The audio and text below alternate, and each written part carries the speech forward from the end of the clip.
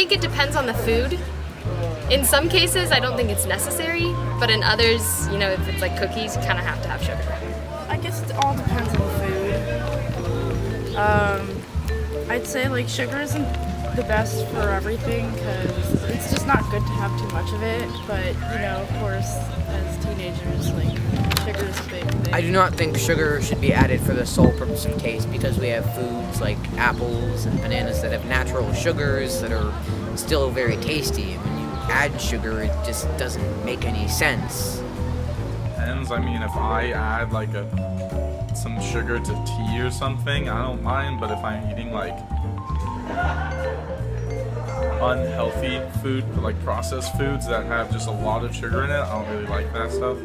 I think it's okay to a certain extent, but too much sugar is definitely bad for you.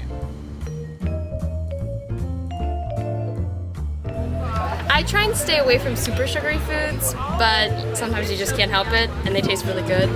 So it's not great for you, but it's not the end of the world. Occasionally, yes. No, I don't pay attention to that.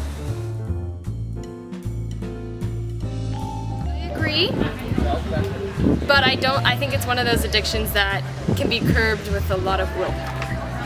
Sugar could be labeled as an addictive substance because there are many who are addicted to things that have lots of sugar in them, like donuts or ice cream, sweets, junk food.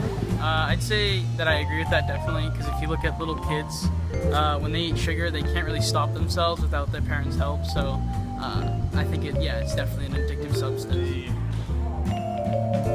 Would agree, but I think that's only because it tastes really good and because it's a normal thing, it's natural. People think, oh, I can have as much as I want, so they can get addicted, and just because it's, I don't know, that's probably why, just because it's in food.